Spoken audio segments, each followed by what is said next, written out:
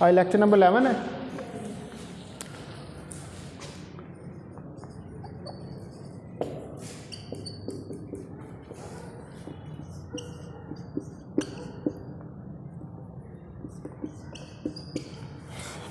अच्छा, मैंने कल आपको चैप्टर तो ख़त्म हो गया था, लेकिन वो बीच में प्रूफ्स जो हैं वो हमारे कुछ रहते हैं। वो 3 प्रूफ्स जो हैं वो हमने करके देखने हैं, ठीक है। वीन्स डिस्प्लेसमेंट लॉ का, प्लांक्स लॉ का, ठीक है। वो जितने थे तीनों लॉज हमने पढ़े थे, क्योंकि वो पेपर के अंदर उनका प्रूफ जो है वो आपसे पूछ लेता है, तो उसको हमने करके देखना। तो पहले हमने देखना है डिडक्शन ऑफ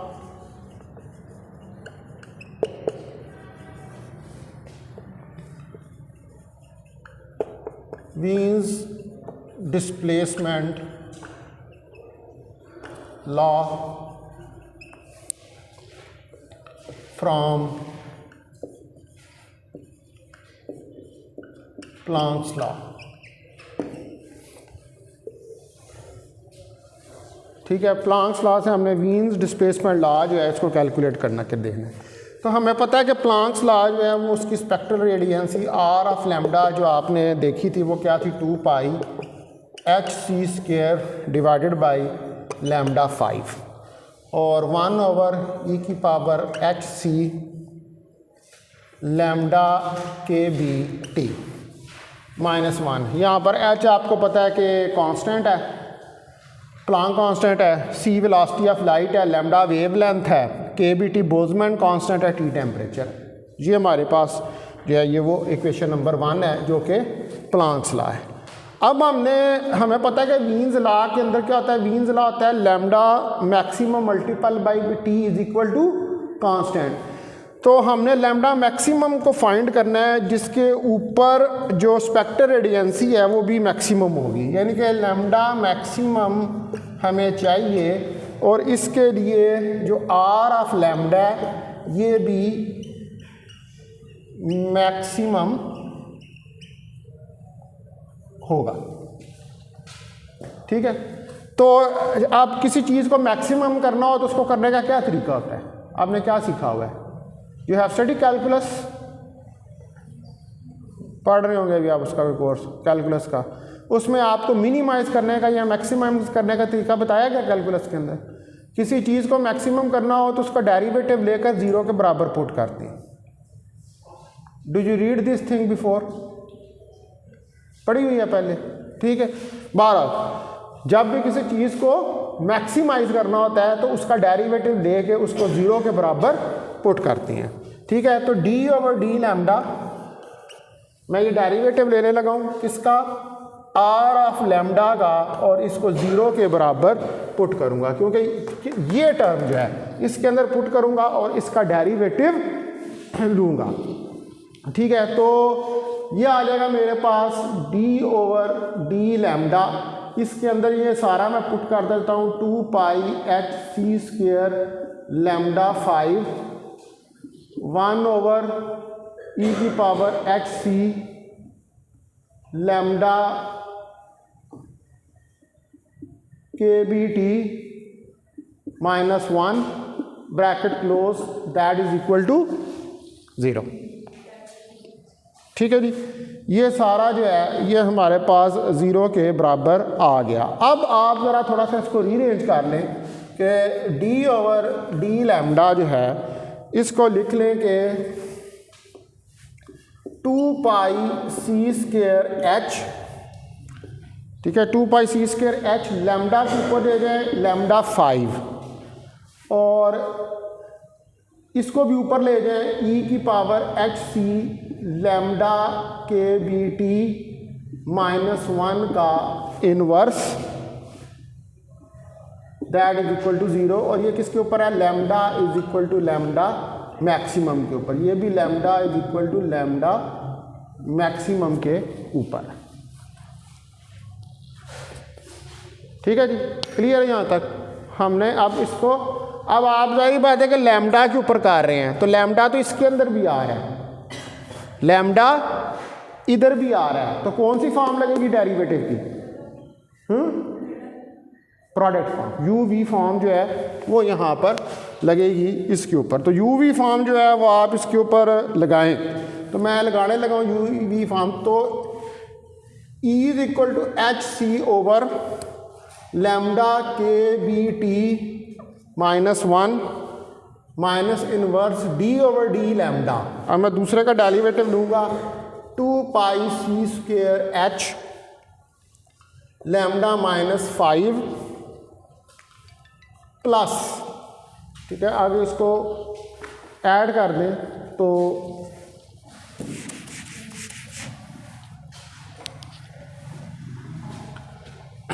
प्लस जो है ये आ जाएगा हमारे पास 2 पाई सी स्क्वायर एच को वैसे ही रहने देंगे, लैम्डा -5 को, और d over d lambda into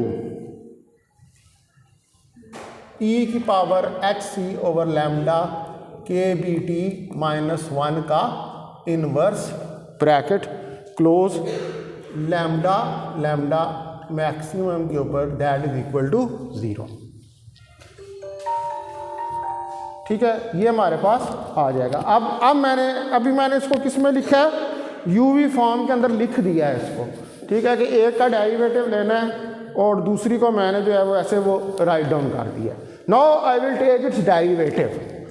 अब मैं इसका डेरिवेटिव जो है वो लूँगा। अब डेरिवेटिव लेना शुरू करता हूँ, तो -10 pi C square H lambda -6 multiply by e की पावर एच सी लैम्डा के बी टी -1 का इन्वर्स प्लस -1 इंटू ई की पावर एच सी लैम्डा के बी टी -1 -2 -1 क्या हो जाएगा, -2 के बराबर आ जाएगा, और साथ में ये आ जाएगा ई की power H C over lambda के B T H C over k T -1 over lambda square और 2 pi c square h lambda -5। यह मैंने इसका डेरिवेटिव ले लिया। ठीक है, इसका डेरिवेटिव लेंगे तो वो क्या आ जाएगा, 2 इधर जाएगा, वो -10 पाई, ये लैम्डा की पावर -5 है ना, तो -6 हो जाएगी। उसके बाद इसके साथ ये टर्में आएंगी जो कांस्टेंट हैं, फिर इसका डेरिवेटिव लेंगे दूसरी टर्म का, तो उस दूसरी टर्म का भी, उसमें भी कांस्टेंट वैल्यूज़ हैं, वो आएंगी साथ। लैम्डा 1 ओवर लैम्डा है, लैम्डा को ऊपर लेके जाएंगे तो क्या होगा, लैम्डा इनवर्स हो जाएगा। वो लैम्डा इनवर्स क्या होगा, लैम्डा -2 हो जाएगा, तो वो 1 ओवर लैम्डा स्क्वेयर हो जाएगा। इसीलिए वो यहाँ पर क्या आ गया, -1 ओवर लैम्डा स्क्वेयर, और साथ वैसे ही वो दूसरी कांस्टेंट टर्म जो है वो आ जाएगी। तो ये हमारे पास जो है इसका डेरिवेटिव आ गया। अब आपने इसका डेरिवेटिव ले लिया, तो नाउ हमारा नेक्स्ट टास्क ये है कि इसको हमने रीअरेंज करना है। ठीक है, यानी कि ये जो इक्वेशन आ गई है, अब इसको क्या करना है, रीअरेंज करना है। डेरिवेटिव आपने इसका ले लिया।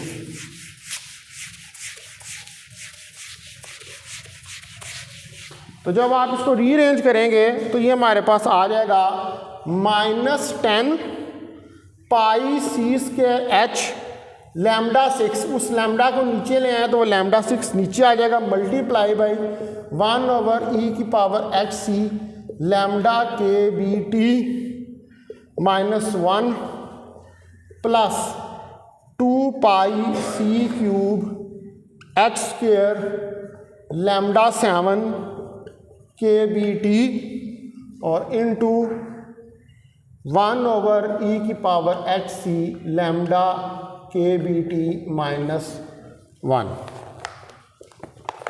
की पावर 2, और इसके साथ आ जाएगा ई की पावर एच सी लैम्डा के B T that is equal to 0। ठीक है, अब आप देखें कि ये जो पूरी इक्वेशन है, इसके अंदर ये एक फैक्टर सब के अंदर नजर आ रहा है, एच सी लैम्डा के B T, H C lambda के बी टी जो एक्सपोनेंशियल में आ रहा है, एच सी लैम्डा के बी टी, ये सब में आपको नजर आ रहा है। मैं अगर इस कांस्टेंट ये जो एक्सप्रेशन आ रहा है मैं इसको ले लूँ बीटा एच सी लैम्डा के बी टी, इसके बराबर ले लूँ, ठीक है। अब इसके बराबर लेने के बाद क्या करूँ कि ये वैल्यू इधर जिधर जिधर ये टर्म आ रही है वहाँ पर बीटा सब्स्टिट्यूट कर दूँ, तो मेरे पास जो है ये क्या आ जाएगा -10 पाई सी square H lambda 6 1/e⁻β -1 plus, अब ये वाली वैल्यू जो है इसके साथ ये आ रही है ये e⁻hc⁻t, तो ये की भी क्या हो जाएगी e⁻β,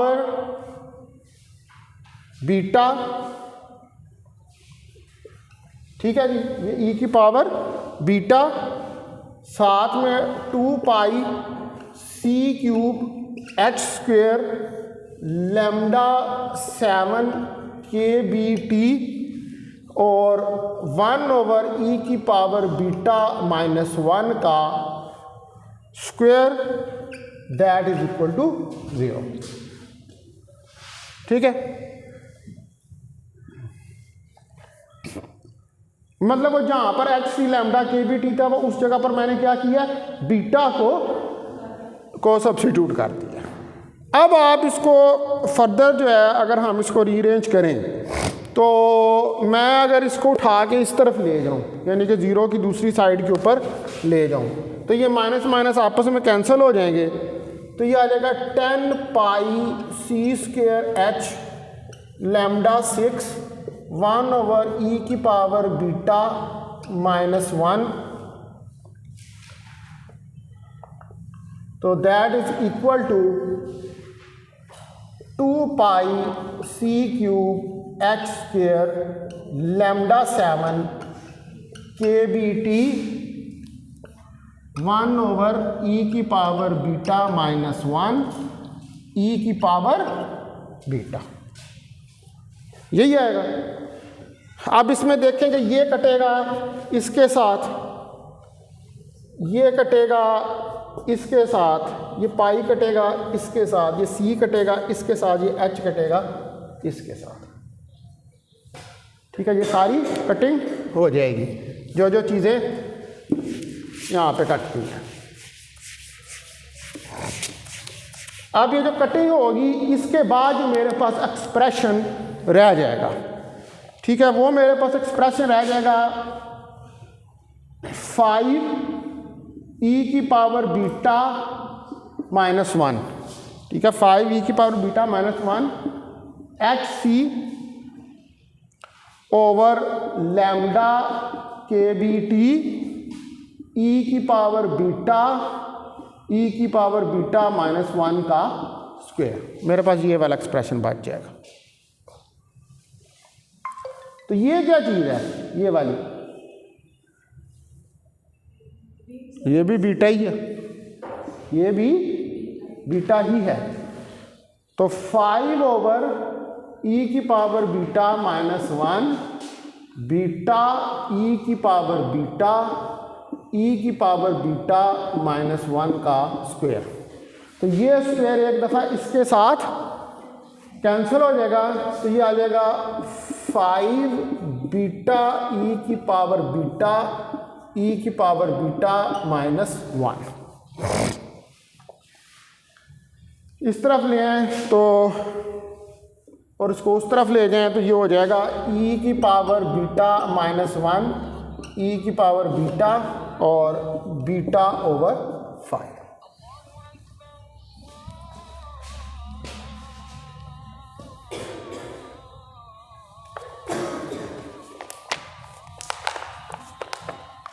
हाँ, ये स्टेप्स क्लियर है यहाँ तक, एनी कन्फ्यूजन? अब आप देखें कि ये इसको मैं लिख सकता हूँ 1 - 1/e⁻β, ठीक है। तो इसको अगर मैं लिख लूँ 1 - 1/e⁻β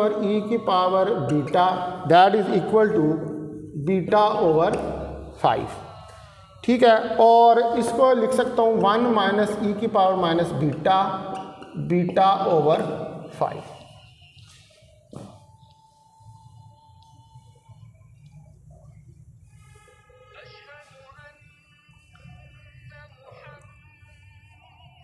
अब ये मेरे पास इक्वेशन आ जाएगी e की power minus beta plus beta over 5 minus 1 is equal to 0। अब ये इक्वेशन जो आ रही है ना, इसको न्यूमेरिकली सॉल्व करना पड़ता है।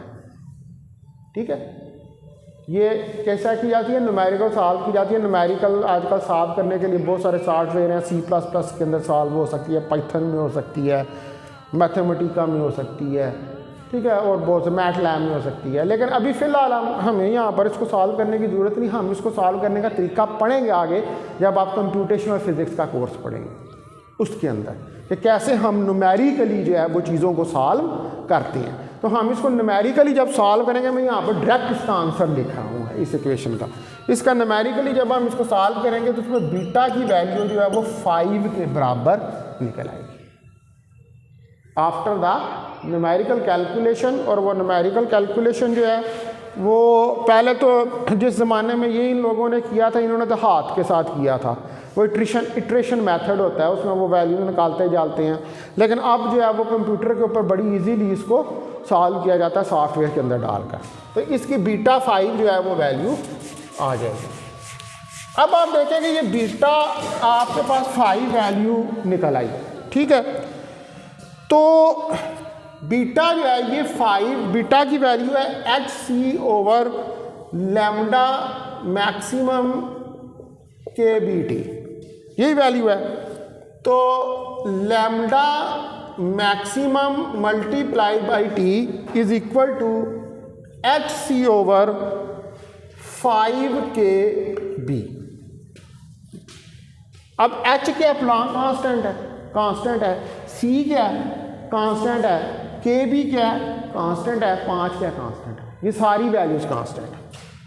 तो lambda maximum multiply by T values put करें, 6.63 10 की power minus 34 joule second, 3 multiply by 10 की पावर 8 मीटर पर second divide by 5 into KB की वैल्यू जो है वो 1.38 10 की पावर माइनस 23 जूल पर केल्विन।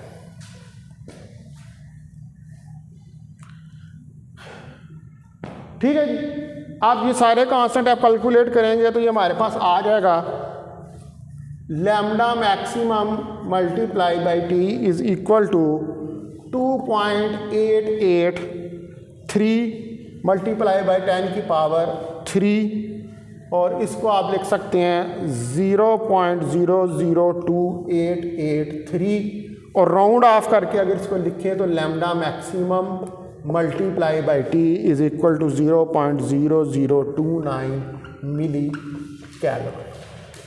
ये आ गया। तो अब ये कौन सा लॉ निकल आया, ये वीन्स लॉ यही है ना, lambda maximum multiply by T is equal to constant, क्योंकि उसकी दूसरी साइड के ऊपर जो वैल्यू आ रही है वो कौन सी वैल्यू है, that is the value of constant, वो कांस्टेंट की वैल्यू है। तो पहला लॉ आपने निकाल के देख लिया, ठीक है, प्रूव करके देख लिया।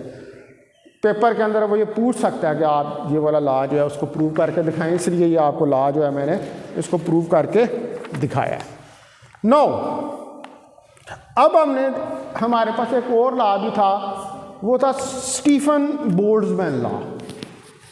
ठीक है, उसको भी हमने इस प्लांक लॉ जो है इससे कैलकुलेट करके देखने हैं। तो स्टीफन बोल्ट्जमैन लॉ जो है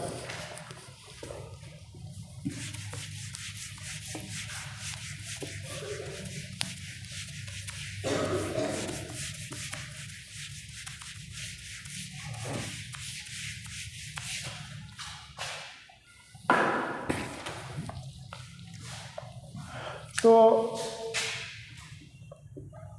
deduction of Stefan Boltzmann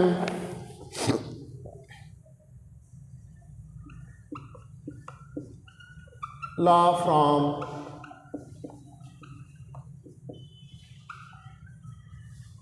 Planck's law. अब ये वाला हमने करके देखना है।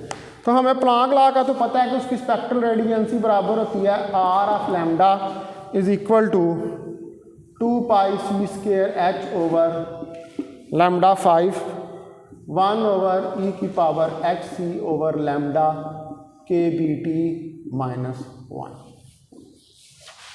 ठीक है, अब इसकी रेडियंट इंटेंसिटी जो है I of T that is equal to 0 से infinity R of lambda B lambda के बराबर होगा। इसमें ये वैल्यू पुट कर दें 0 से इन्फिनिटी 2 पाई सी स्क्वायर एच लैम्डा 5 1 ओवर ई की पावर एच सी लैम्डा के B T minus 1 D of lambda.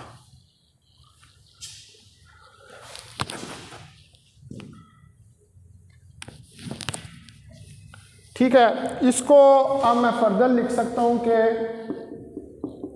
I of T is equal to 0 से, बल्कि ये इसके अंदर 2 पाई सी स्क्वायर एच है, इसको बाहर निकाल लें। ठीक है, तो अंदर आ जाएगा हमारे पास 1 ओवर ई की पावर एच सी लैम्डा के बी टी माइनस 1। ठीक है, और साथ में डी लैम्डा ओवर लैम्डा 5 0 से इन्फिनिटी तक। अब यहाँ पर मैं कुछ पुटिंग करूँगा इस इंटीग्रल को सॉल्व करने के लिए। ये इंटीग्रल जो है ये मुझे सॉल्व करना पड़ेगा। तो इस इंटीग्रल को सॉल्व करने के लिए यहाँ पर मैं पुटिंग करता हूँ कि कहता हूँ कि x जो है वो एच सी लैम्डा के बी टी के बराबर है। ठीक है, तो इसका डी एक्स जो है डेरिवेटिव लूँ तो माइनस एच सी ओवर लैम्डा स्क्वायर के बी टी डी लैम्डा के बराबर आ जाएगा। वो लैम्डा चूँकि नीचे है ना, तो उसको ऊपर लेके जाऊँगा तो लैम्डा माइनस 1 हो जाएगा, तो नीचे आके फिर वो दोबारा लैम्डा स्क्वायर हो जाएगा। अब मैं इसको मल्टीप्लाई कर देता हूँ एक्स क्यूब के साथ। तो एक्स क्यूब के साथ इस पूरी को मल्टीप्लाई करूँ तो ये आएगा X cube D X is equal to, इस डी एक्स को मैंने एक्स क्यूब के साथ मल्टीप्लाई कर दिया तो ये आएगा माइनस एच सी लैम्डा के बी टी का क्यूब एच सी ओवर लैम्डा स्क्वायर के बी टी डी लैम्डा, ये चीज़ आ जाएगी। ठीक है, इसको फर्दर आप लिख सकते हैं, इसको अगर सॉल्व करें तो X cube D X is equal to minus H 4 C 4 divided by lambda 5 K B 4 T 4 D lambda. वो मैंने उसको उसके साथ क्यूब को खोल के उसके साथ मल्टीप्लाई कर दिया। ठीक है, अब यहाँ से डी लैम्डा ओवर 5 की जो वैल्यू है, ठीक है, वो मेरे पास क्या आ जाएगी,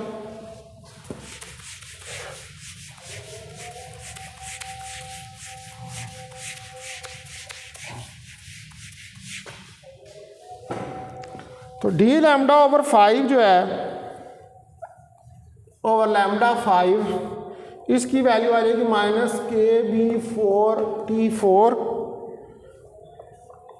H 4 C 4 x cube D x, ये आ जाएगी।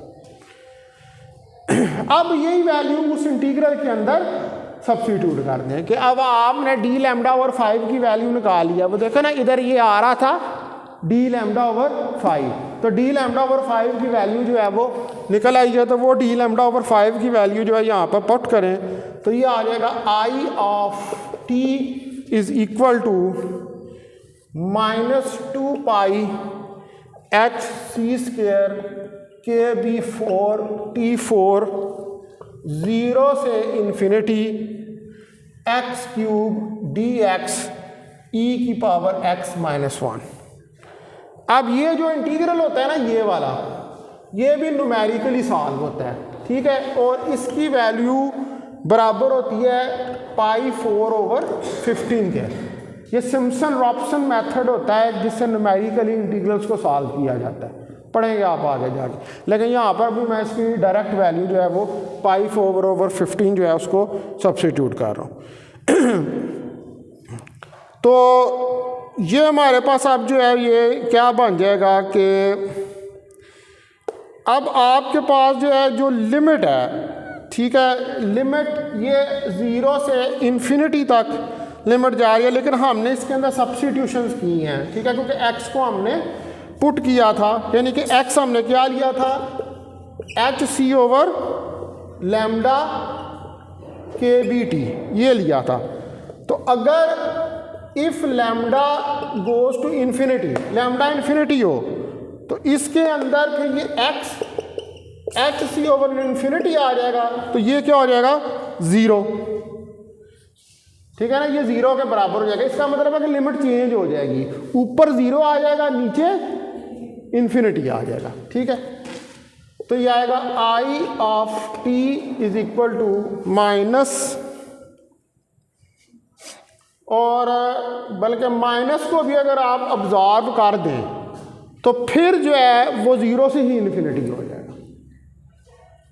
माइनस को भी अगर कर दें तो वो लिमिट जो है वो चेंज हो जाती है, आ जाओ, वो 0 से इन्फिनिटी जो है वो हो जाती है। पहले मैंने जब इसके अंदर सब्स्टिट्यूशन की तो ठीक है, तो लिमिट जो है वो क्या होगी, इन्फिनिटी से 0, फिर -7 आ रहा था वो इसमें ऑब्जॉर्व होगा, तो ये 0 से इन्फिनिटी हो जाएगा। तो ये आपके पास आ जाएगा फिर 2π hc²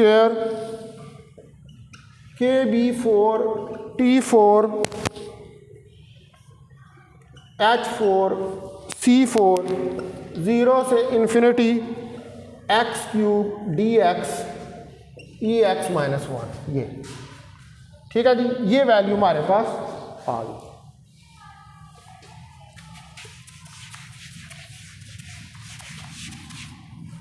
अब यहाँ पर आप पाई, इसकी वैल्यू हमारे पास कितनी है, π4/15 है, तो ये पुट कर दें तो I ऑफ t आपके पास आ जाएगा 2π kb4 t4 divided by h³ c² π4/15, ये चीज़ आ जाएगी। तो ये आ जाएगा I of t is equal to 2π5 kb4 divided by 15 h³ c² t4। अब ये सारी चीज़ भी है, ये क्या है, ये कांस्टेंट है, देखो ना, 2π5 kb4 15 h³ c² तो सारे कांस्टेंट्स हैं, ठीक है। तो इन सारों को मैं नाम दे देता हूँ सिग्मा का, ठीक है। तो I of t sigma t4 के बराबर आ जाएगा। तो व्हाट इज दिस, ये स्टीफन बोल्ट्जमैन लॉ है। या आप इसकी वैल्यू भी सिग्मा की कैलकुलेट कर सकते हैं। सिग्मा की वैल्यू इसमें ये सारी कांस्टेंट पुट करेंगे तो निकल आएगी, ठीक है। ये क्या है, 2π5 kb4 ओवर 15 h³ c²। इसमें सारी वैल्यूज पुट करेंगे ये वाले कांस्टेंट्स की, तो ये आ जाएगा 5.678 10⁻⁻8 वाट मीटर स्क्वायर केल्विन 4, ये वैल्यू निकल आई, ठीक है जी। अब 2 लॉ मैंने आपको करवा दी हैं, 2 और रहते हैं अभी, ठीक है। रेलेजिन वाला लॉ रहता है और एक और तरीके से हम वीन्स लॉ जो है उसको निकाल के देखेंगे।